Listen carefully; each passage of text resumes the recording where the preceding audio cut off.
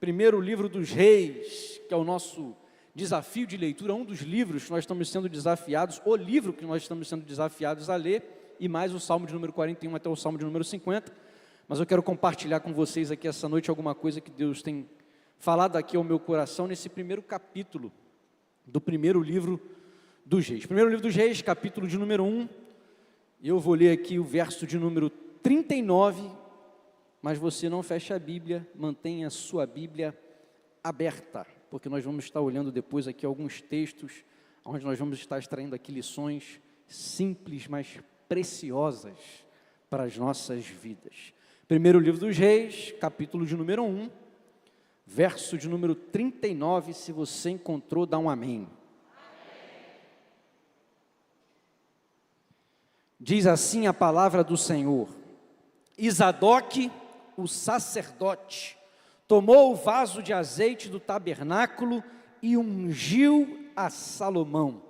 E tocaram a trombeta, e todo o povo disse: Viva o rei Salomão. Curva a sua cabeça, eu quero orar. Pai, eu quero te render graças, quero louvar o teu nome, Deus, pela tua palavra e pela oportunidade e privilégio de mais uma vez estar diante da tua igreja e poder ser um instrumento nas tuas mãos. Esse é o desejo, Pai, do meu coração, que mais uma vez o Senhor possa me usar, apesar das minhas falhas, defeitos e limitações, mas que a sua misericórdia seja estendida, Deus, sobre a minha vida nessa noite, e que mais uma vez aqui nesse lugar, a tua igreja seja abençoada, o teu povo seja edificado, e o teu nome seja engrandecido, é a minha oração sempre, no nome que é sobre todo nome, o nome de Jesus.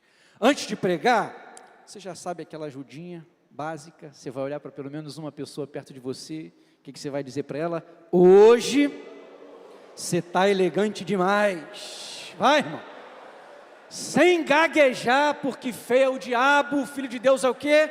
É bonito e arrumado, você é a imagem e semelhança do Senhor, você é a coroa da criação, você é o que há de mais especial nessa terra. Lá no relato de Gênesis é muito claro que até o homem era bom, mas depois do homem ficou muito bom. Você não é qualquer coisa. Deus não te criou para desgraça, Deus não te criou para derrota, Deus não te criou para miséria, Deus criou para que você possa sim ser abençoado, Deus te criou para crescer, Deus te criou para avançar, Deus te criou para você conquistar, Deus te criou para que você possa sim desfrutar do melhor desta terra. Aqui eu sempre digo, na ADVEC, nós não servimos a um Deus carrasco, não servimos a um Deus condenador nem acusador, mas servimos a um Deus que é abençoador. Hebreus 11:6 diz que sem fé é o quê? Impossível agradar a Deus, porque é necessário que todo aquele que se aproxima de Deus creia que Ele existe. Ele é o quê? Não é condenador nem acusador, é galardoador, abençoador, recompensador daqueles que o buscam. Será que tem alguém aqui que veio buscar o Senhor nessa noite? Então eu creio, irmãos, que nós já estamos sendo abençoados por esse Deus maravilhoso, e creio que Deus tem algo a mais para compartilhar conosco aqui nessa noite. O versículo de número 39 já fala para mim e para você que Salomão, ou o trono de Salomão, foi estabelecido após Davi. O capítulo de número 1 do primeiro livro dos Reis é muito interessante, porque trata exatamente dessa sucessão do reinado de Davi e a tentativa de usurpação por Adonias para tentar assumir o trono, mas a vontade de Deus prevaleceu. Eu quero compartilhar com vocês algumas coisas que eu enxergo nesse momento tão especial do povo de Deus. Capítulo de número 1, verso de número 1 diz assim: Sendo, pois, o rei Davi já velho e entrado em dias. Sendo, pois, o rei Davi já velho e entrado em dias. Aqui, irmãos, eu já aprendo uma primeira lição muito interessante. O tempo passa para todos. Sendo, pois, o rei Davi já velho e entrado em dias. Irmãos, o tempo passa para todo mundo. Seja você rico, seja você pobre, morando você num palácio ou morando em palafita, o tempo passa para todo mundo. E eu tenho uma definição de tempo que eu gosto muito. O tempo, ele é um recurso limitado de fornecimento temporário. O tempo é um recurso limitado de fornecimento temporário. Um recurso limitado, porque seja você quem for, em que condições estiver, não depende de lugar. O dia para qualquer um sempre tem 24 horas. Ele é um recurso limitado de fornecimento temporário. Temporário por quê? Eu sempre digo aqui nos apelos que eu faço. Alguém aqui tem um ticketzinho que garante o dia de amanhã, irmão? Ninguém tem. É um recurso limitado, porque tem 24 horas. E de fornecimento temporário, porque ninguém tem um ticket que garante o dia de amanhã. Se Jesus não voltar, o fim chega para todos nós. E a gente precisa ter isso muito claro na nossa mente e no nosso coração. O tempo passa para todo mundo. Então eu tenho uma palavra para você, irmãos. Aproveite o tempo que você tem. Aproveite o tempo que você tem.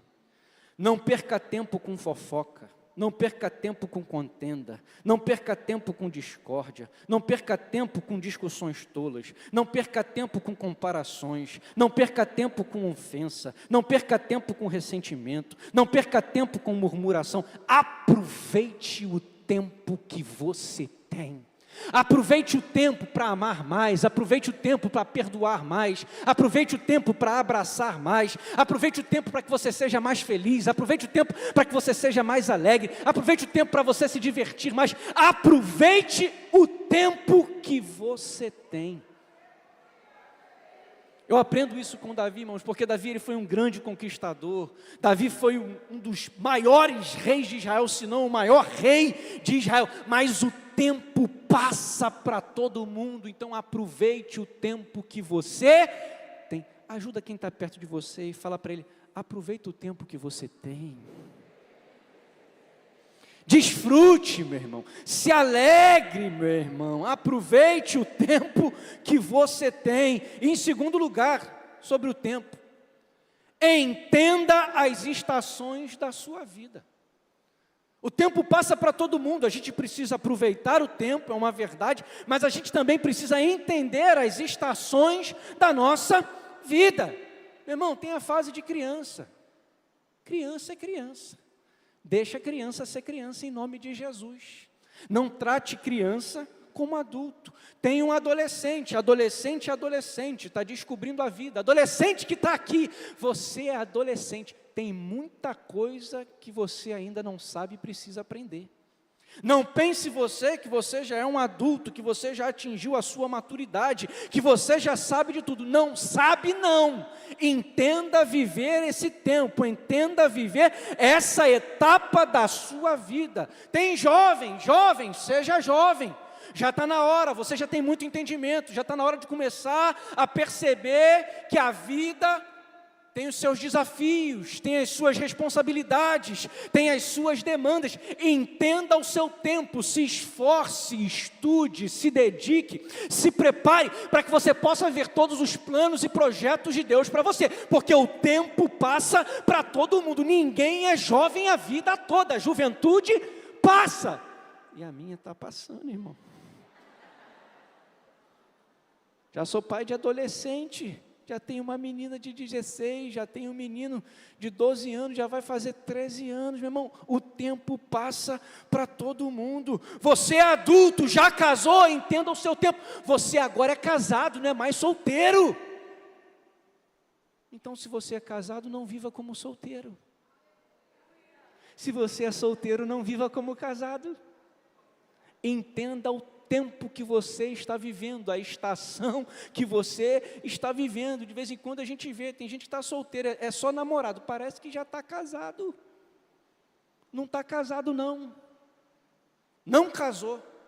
Quer dominar, quer controlar, quer fazer tudo, quer dizer quem pode, que não pode, quem vai, que não vai. Ei, calma, baixa a bola um pouquinho. Está solteiro. Agora, casou, aí tem casado que quer viver como solteiro. Quer sair todo dia, quer jogar bola todo dia, quer só sair com os amigos. Entenda o tempo que você está vivendo. Tem criança, tem adolescente, tem jovem, aí é o adulto, é casado, é solteiro. Tem idoso também, a idade chega para todo mundo. E a gente tem que entender esse tempo que a gente está vivendo. Hoje em dia tem uns aí, A idade já chegou, não adianta, não é mais novinho nem novinha. Tem que entender o seu tempo, tem que entender a sua hora, tem que entender o seu momento. Eu sempre digo aqui, é uma verdade, graças a Deus aqui na igreja a gente tem um trabalho espetacular, que são os vencedores renovados, porque eu sempre digo, tem alguém vivo aí? Você está vivo? Se está vivo, Deus ainda tem alguma coisa para fazer.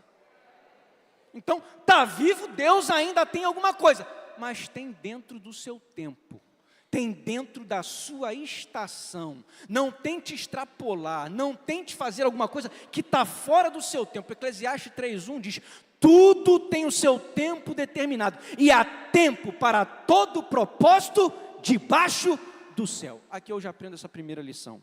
O tempo passa para todo mundo, então vamos aproveitar o tempo, e vamos entender a nossa estação. Tem tempo, irmãos, que é de economizar. Você tem um plano, você tem uma meta, você tem um objetivo, então é tempo de economizar. Entenda isso, para de gastar em nome de Jesus.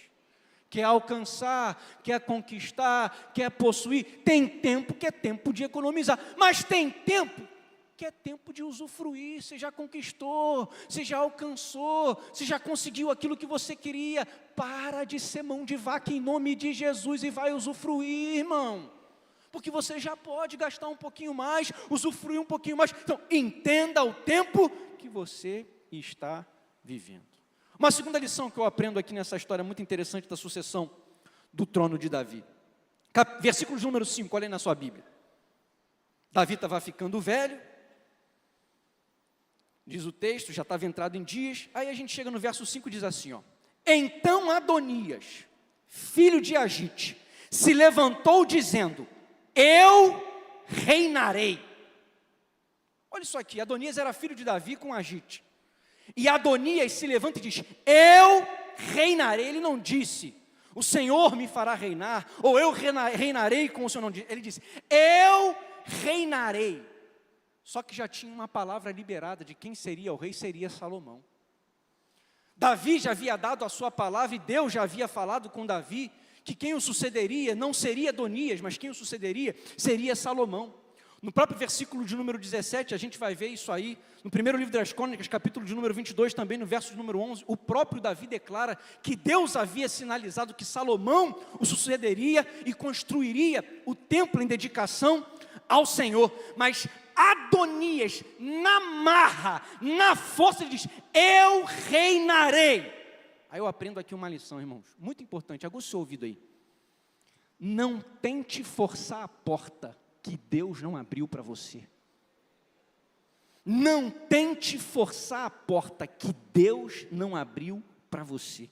Não tente ser quem você não é, e nem fazer o que Deus não te chamou para fazer.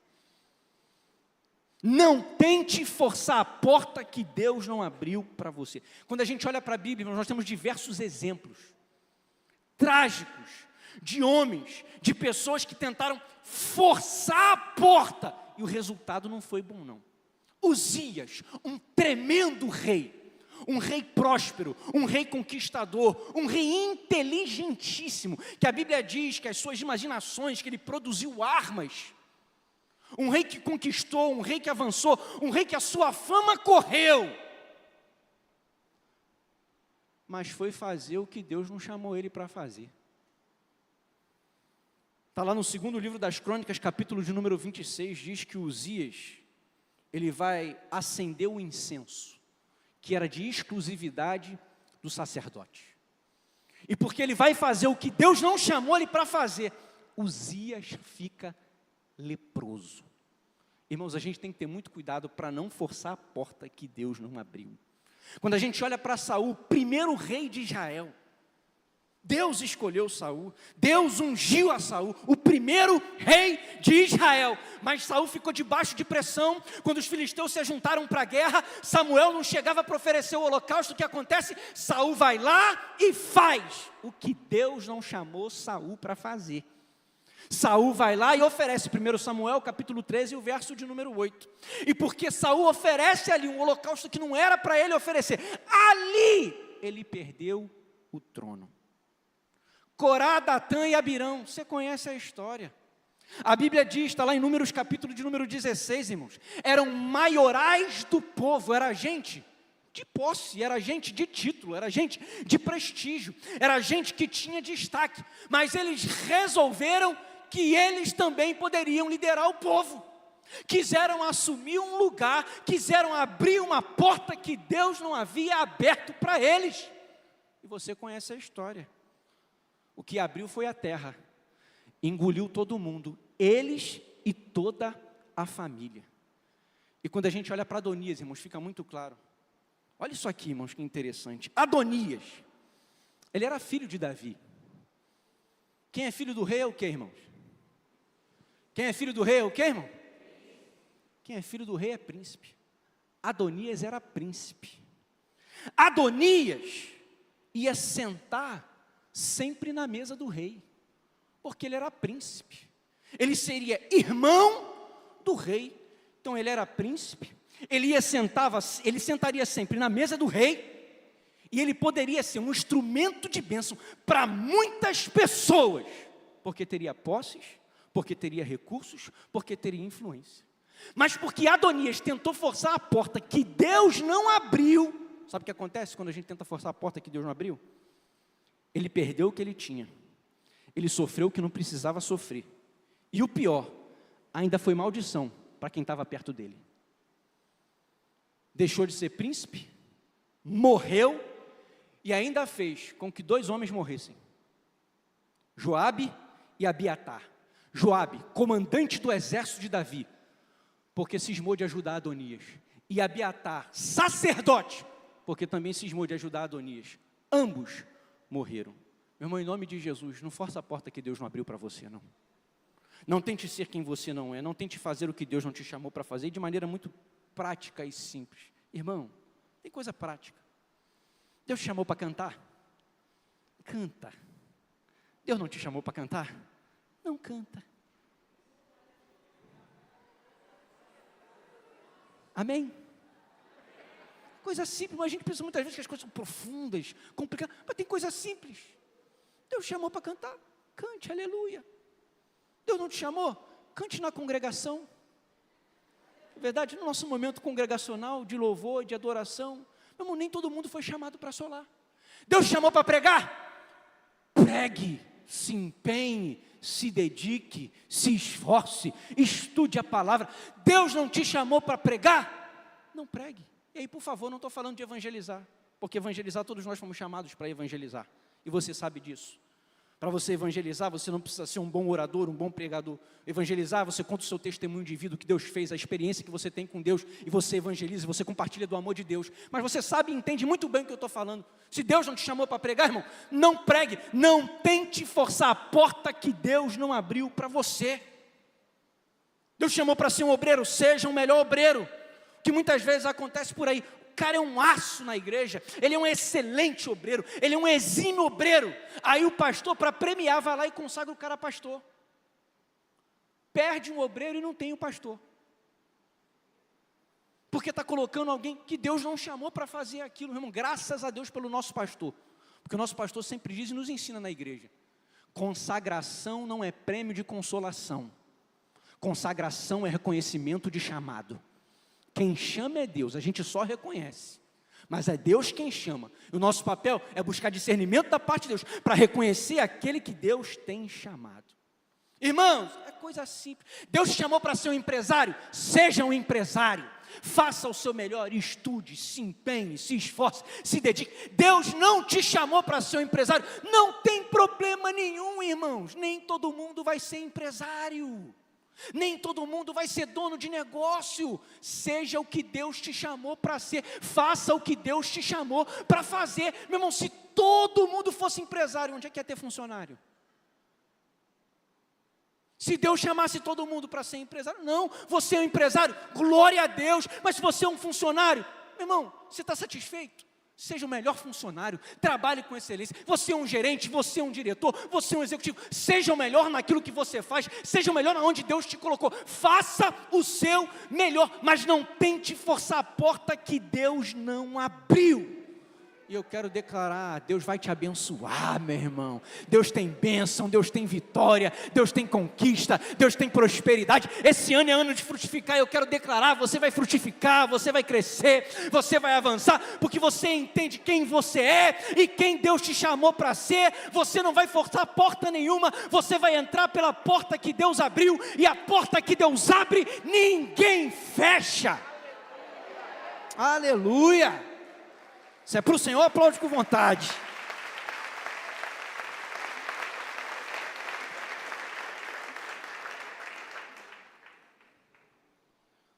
Verso de número 6, olha que interessante. Adonias, ele tenta pela força. Mas por quê? Olha o verso de número 6, o que diz. E nunca seu pai, falando de Davi, o tinha contrariado, dizendo: por que fizeste assim? Por que, irmãos? Por que Adonias forçou a porta? Por que Adonias se sentiu no direito de forçar essa porta? O texto é muito claro. Porque Davi errou. Porque Adonias nunca havia sido corrigido. Porque Adonias nunca tinha tomado uma reprimenda. O texto é muito claro. Nunca seu pai o tinha contrariado, dizendo: por que fizeste assim? Eu aprendo, irmãos, uma vida sem correção é sinônimo de maldição. Uma vida que não tem correção, você pode se preparar para confusão, porque correção, irmãos, é vida. Correção é bênção. Eu já preguei aqui sobre correção, já falei aqui para vocês. Você sabe onde está o maior compêndio de correção das Escrituras Sagradas? Você sabe qual é? O maior compêndio de correção das Escrituras Sagradas é o livro de Provérbios. Provérbios de Salomão. Capítulo 1 fala, capítulo 2 fala, capítulo 3 fala, capítulo 4 fala, capítulo 5 fala, capítulo 6, capítulo 7, capítulo 8, capítulo 9, capítulo 10, capítulo 11, capítulo 12, capítulo 13, capítulo 18, capítulo 24, capítulo 15, capítulo 22, capítulo 23. Quase todos os capítulos de Provérbio têm palavras sobre correção. E quando a gente olha para Provérbios, irmãos, o livro de Provérbios nos ensina. Correção, você pode ter certeza. Tem correção? Vai ter sabedoria. Tem correção? Vai ter prosperidade. Tem correção? Vai ter longevidade. Quem aprende e ama a correção, pode se preparar, tem sabedoria de Deus para você. Quem aprende e ama a correção, vai ter prosperidade de Deus para a sua vida. Quem aprende e ama a correção, você vai viver mais, porque a correção produz isso, irmãos. A correção traz sabedoria, a correção traz prosperidade, a correção traz longevidade para a nossa vida. Meu irmão, correção não é ausência de amor, correção é prova de amor.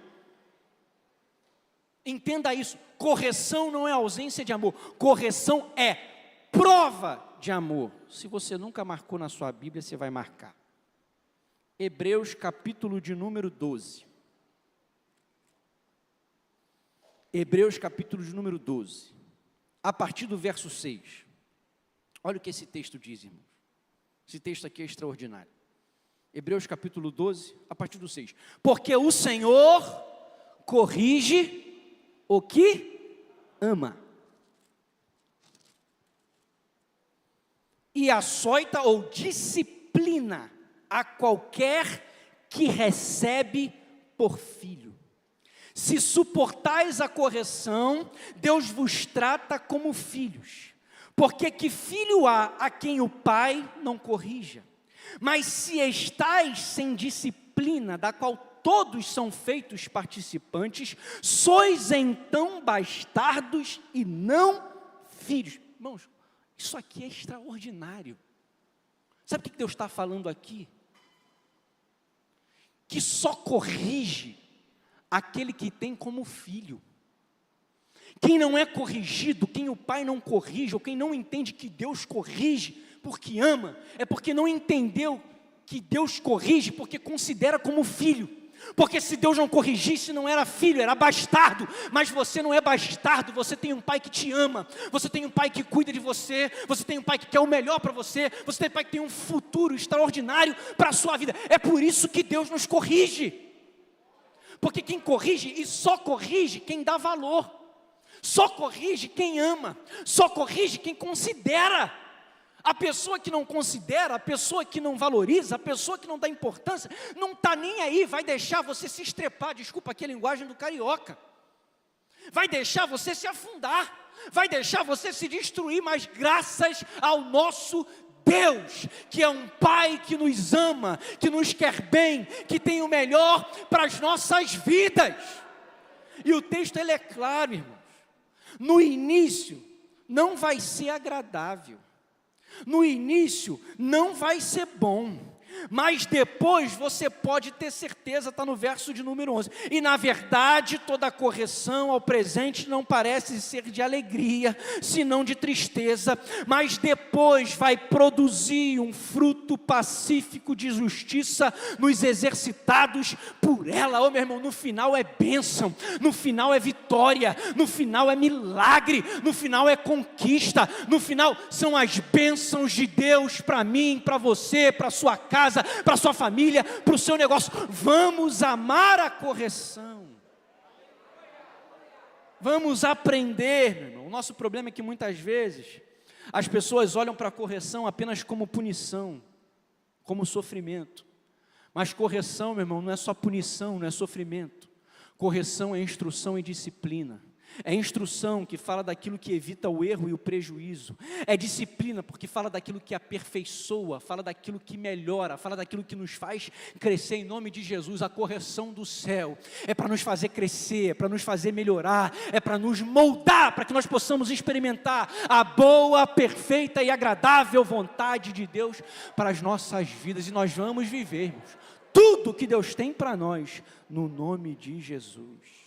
Ajuda quem está perto de você e fala para ele: ame a correção. Ame a correção, meu irmão.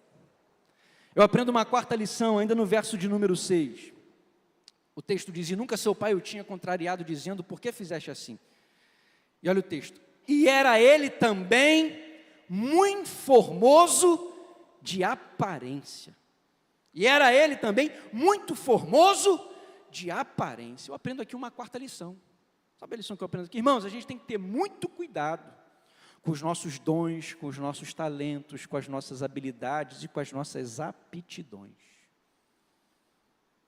Ele nunca foi contrariado e, para melhorar ainda, era um cara bonito, era um cara apresentável, era um cara que tinha talento, era um cara que tinha postura, era um cara apresentável. E isso, ao invés de ajudar, acabou prejudicando Adonias. E aí a gente tem que ter cuidado e a gente não pode se esquecer. Estou falando para você o que o Espírito Santo falou para mim, sobre dons, talentos, habilidades, aptidões. Irmãos, a gente nunca pode se esquecer. Em primeiro lugar, nunca se esqueça. Você tem dom, você tem talento, você tem habilidade, você tem aptidão. Foi Deus que te deu. Não se esquece disso não. Você faz bem alguma coisa? Você é muito bom, você é muito capacitado, você é muito inteligente, você é muito talentoso, você é muito habilidoso, você tem muito dom e talento, foi Deus que te deu, não se esqueça disso não.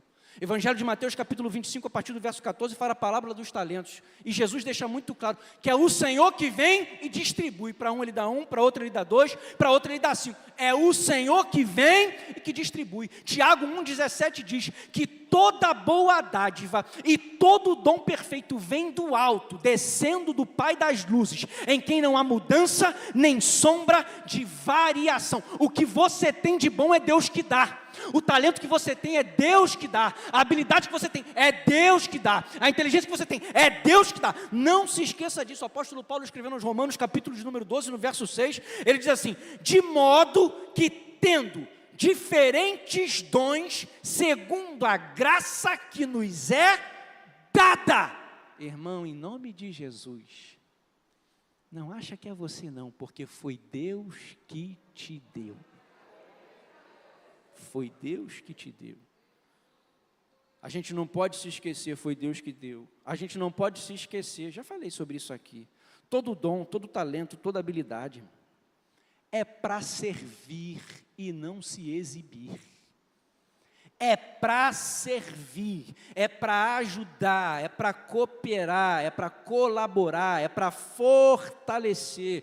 O apóstolo Paulo, escrevendo aos Romanos, capítulo de número 12, verso de número 5, somos membros uns dos outros. É a analogia que ele faz com o corpo, irmãos. Tudo que nós temos, tudo que nós fazemos, tudo que nós realizamos é para ajudar o corpo, é para colaborar com o corpo, é para fortalecer o corpo. Não se esqueça, somos membros uns dos outros. Você lembra lá dos ministérios, Efésios capítulo de número 4? O apóstolo Paulo, escrevendo aos Efésios, ele fala a respeito dos ministérios que o Senhor dá à igreja. Ele dá para quê? Depois você lê, Efésios 4, versículo de número 12. Sabe para que ele dá? O texto é claro.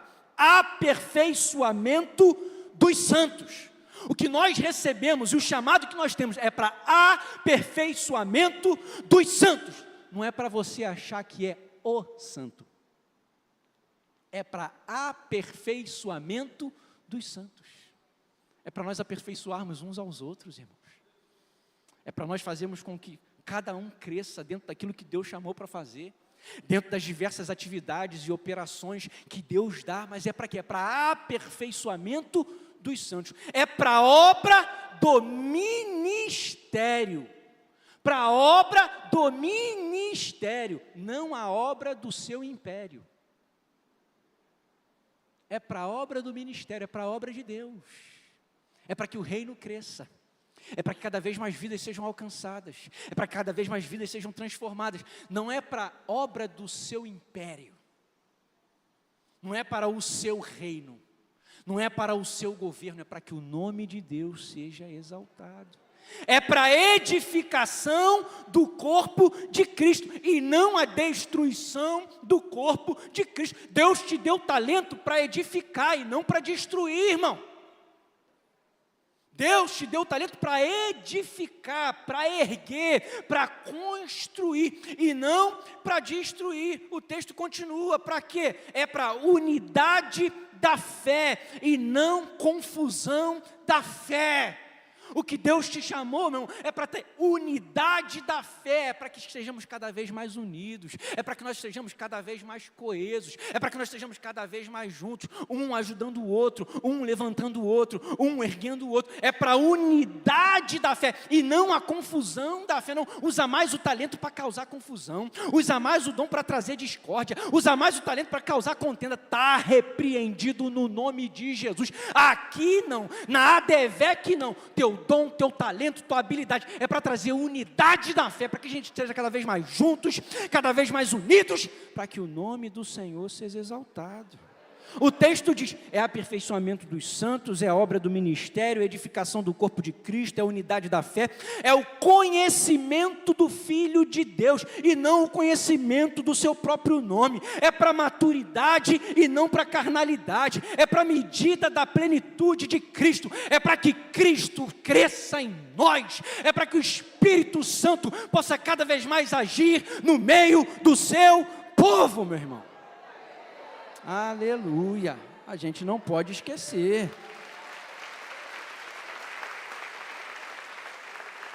Foi Deus que te deu, é para servir e não para se exibir, é para a glória de Deus, irmãos. O texto que você já conhece, 1 Coríntios 10, 31, quer comais, quer bebais, quer façais outra qualquer coisa, fazei tudo para a glória de Deus. E não se esqueça, tem dom, tem talento, tem habilidade, pode se preparar, porque também vai ter prestação de conta. Tem dom, tem talento, tem habilidade, foi Deus que deu, é para servir, é para a glória de Deus e pode esperar, tem prestação de conta. Romanos 14, 12, cada um de nós vai dar conta de si mesmo a Deus. Hebreus 4, 13 diz que não há nada encoberto diante dos olhos daquele que um dia todos nós haveremos de prestar conta. 2 Coríntios capítulo 5, verso de número 10 diz que todos nós vamos comparecer perante o tribunal de Cristo, e cada um vai receber segundo as suas obras. Então a gente tem que ter cuidado, irmãos, com os nossos talentos, com as nossas habilidades, com as nossas aptidões. Eu quero declarar no nome de Jesus, que aqui cada um de nós, na ADVEC, Nós vamos servir, nós vamos trabalhar, nós vamos cooperar, nós vamos fazer a obra de Deus, nós vamos colaborar para o crescimento do corpo, para o aperfeiçoamento do corpo, nós vamos colaborar para que o nome do Senhor seja exaltado, nós vamos colaborar para que haja maturidade, nós vamos colaborar para que se manifeste a plenitude de Cristo na vida de cada um de nós, no nome de Jesus. Uma quinta lição que eu aprendo nessa história, quando Adonias ele tenta usurpar o trono que pertencia a Salomão. Ainda no verso de número 6, olha que interessante, olha aí na sua Bíblia. Nunca seu pai o tinha contrariado, dizendo, por que fizeste assim? Era ele também formoso de aparência. E olha que interessante, isso aqui é toda uma construção, irmãos. São vários fatores que fizeram com que Adonias se sentisse no direito de forçar a porta, de achar que ele seria rei na marra. Nunca o seu pai o tinha contrariado. Ele era formoso de aparência, e olha que interessante isso aqui, e Agite o tivera depois de Absalão. Para quem conhece a história, você sabe, Absalão também era filho de Davi, e Absalão ele se rebela contra Davi. Absalão ele tenta tomar o reino de Davi, e Absalão ele morre, ele é assassinado. Segundo Samuel capítulo 18, verso de número 33, diz que ao Davi ouvir a notícia que seu filho havia morrido, Davi ele sofre muito e ele grita, Absalão meu filho, Absalão meu filho. Davi ele se sente culpado pela rebeldia e a morte do seu filho. E aí é interessante, que por ele se sentir culpado, não é à toa que isso aqui está no texto, que Adonias nasce após Absalão. Então o texto é muito claro. Foi depois de Absalão, a gente teve Adonias. Davi, ele foi marcado. Davi, ele sofreu um trauma. Davi, ele ficou com a sua consciência pesada pelo que aconteceu com Absalão, de forma que ele não conseguia contrariar Adonias. Ele não conseguia corrigir Adonias. Por quê? Porque ele foi marcado. Porque ele ficou traumatizado com o que aconteceu com Absalão. E aí o Espírito Santo trouxe à minha mente uma lição muito importante. Nós não podemos deixar que problemas, que traumas do nosso passado prejudiquem a nossa vida, a nossa família, o nosso futuro e a nossa geração.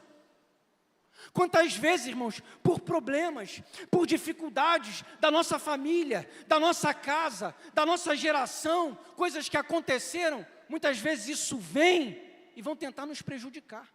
Vão tentar nos fazer errar, vão tentar nos fazer repetir ciclos viciosos da nossa casa e da nossa família. Mas a gente precisa aprender com essa história aqui, irmão. Nós não precisamos repetir os erros dos nossos pais.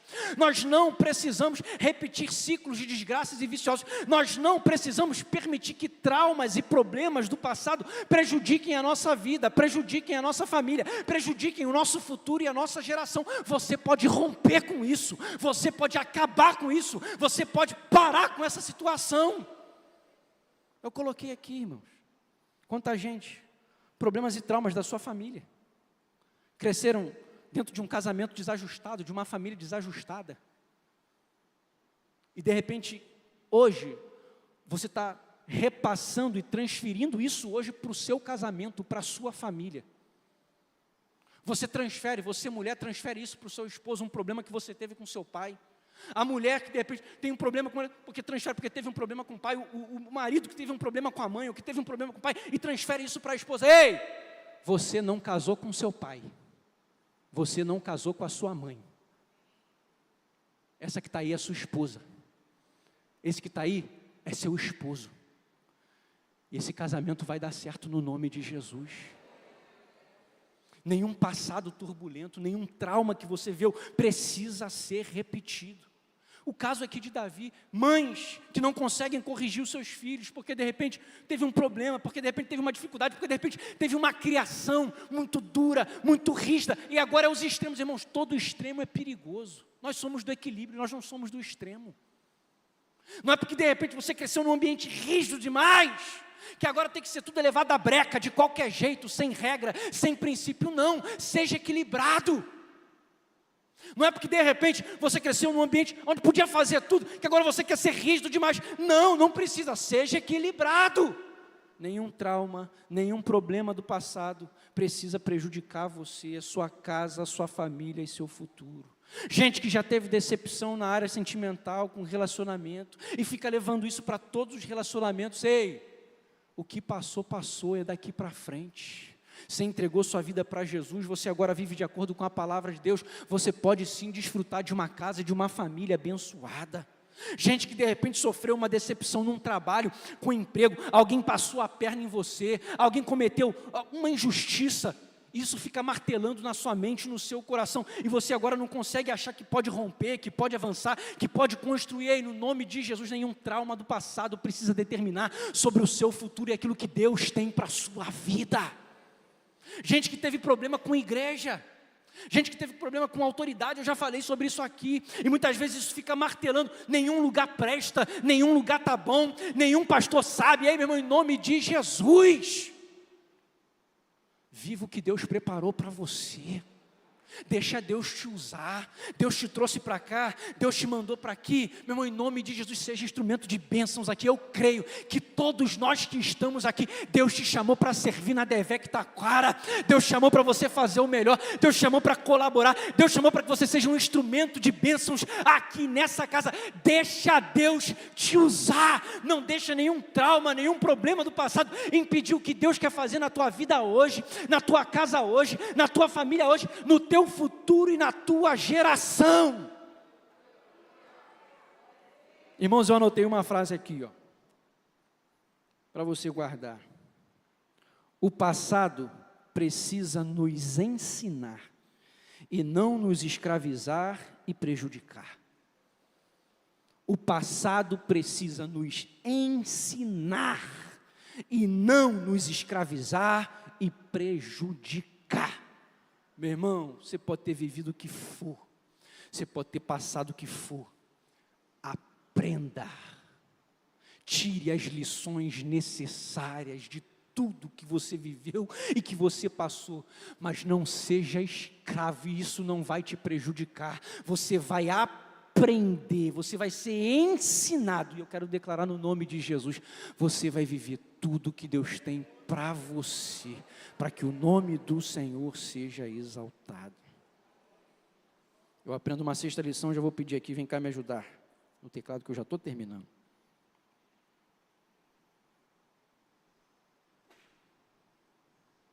Verso de número 7. Eu aprendo mais uma lição aqui muito interessante, já caminhando para o final.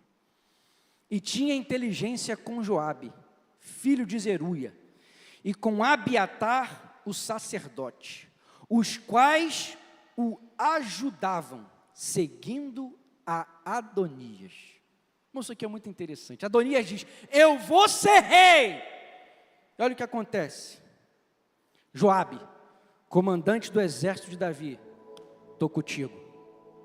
E olha o que acontece. Abiatar, sacerdote, estou contigo. Não sabe o que o Espírito Santo me fez enxergar aqui?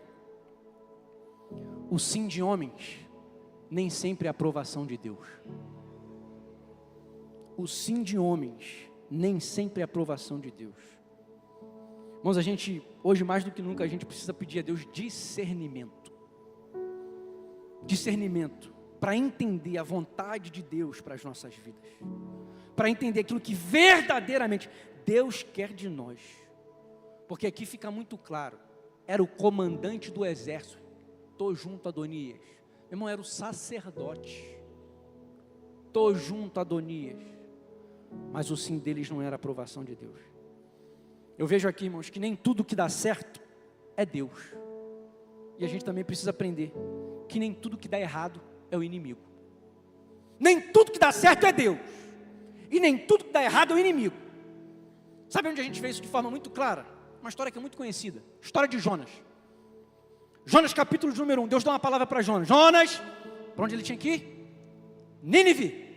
Jonas, você vai para Nínive. Jonas falou, vou não. Aí ele vai lá para o porto, ele vai para Jope. Quando ele chega lá, o que tem lá, irmãos? Tem um navio. O navio ia para onde? Para Nínive? Não. O navio ia para onde? Para Tarsis. Sentido totalmente contrário. Sentido totalmente oposto. Sabe o que eu aprendo aqui, irmão? Jonas capítulo 1 me ensina. Tem porta aberta que é desgraça, e tem tempestade que é livramento.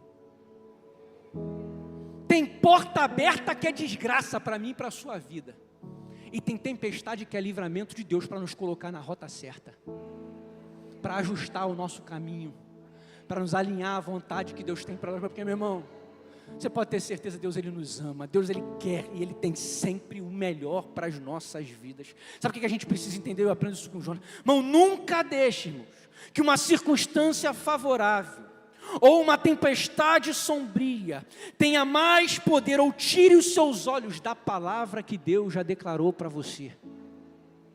Que a gente precisa entender que não é uma circunstância favorável ou não é uma tempestade sombria.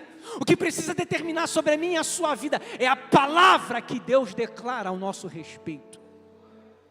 Não é um céu claro ou um céu cinzento, mas é a palavra que precisa ditar o nosso rumo, é a palavra que precisa ditar a nossa rota. É por isso que o salmista diz no Salmo 119, 105, lâmpada para os meus pés é a tua palavra e luz para os meus caminhos.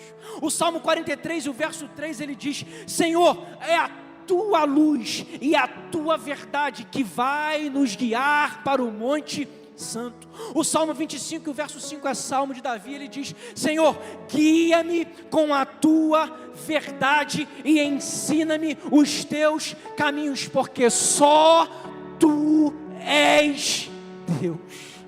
Oh, meu irmão, que eu e você, que nós não venhamos a nos impressionar com grandes portas abertas, e que não venhamos a nos impressionar com grandes tempestades sombrias, mas que possamos estar agarrados à palavra de Deus, porque com a palavra de Deus você pode ter certeza, é certeza da vitória. E eu termino com o texto que eu li no início, no verso 39 do capítulo de número 1. E Zadok o sacerdote tomou o vaso de azeite do tabernáculo, ungiu a Salomão, e tocaram a trombeta, e todo o povo disse, viva o rei Salomão. Sabe por quê? Não tem jeito. O inimigo ele pode tentar, mas o que sempre vai prevalecer é a vontade de Deus para as nossas vidas. O inimigo pode tentar fazer o que for, o inimigo pode planejar o que for, o inimigo pode armar o que for. O que vai prevalecer é a vontade de Deus para as nossas vidas. Deus já havia determinado que Salomão iria reinar, então é o trono de Salomão que prevalece, é o trono de Salomão que permanece. Ô meu irmão, o que vai prevalecer é a vontade de Deus para mim e para você. E eu pergunto, quem vai dominar o trono da sua vida? É o espírito de Adonias? É o espírito de Salomão? Eu quero repreender todo o espírito de Adonias no nome de Jesus.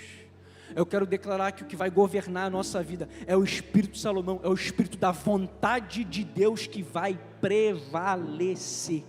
Não vai ser o ódio, não vai ser a vingança, não vai ser a maldade, não vai ser a perversidade, não vai ser a mentira, não vai ser a injustiça. O que vai governar e o que vai permanecer é o amor, é a bondade, é a compaixão, é a misericórdia, é a vida, é a fé, é a salvação, é o perdão, é o trono de Deus que vai prevalecer, porque o preço foi pago, a dívida foi cancelada. Jesus veio, morreu, mas ao terceiro dia Ele ressuscitou, e o seu trono está estabelecido no céu, e o seu reino domina sobre tudo.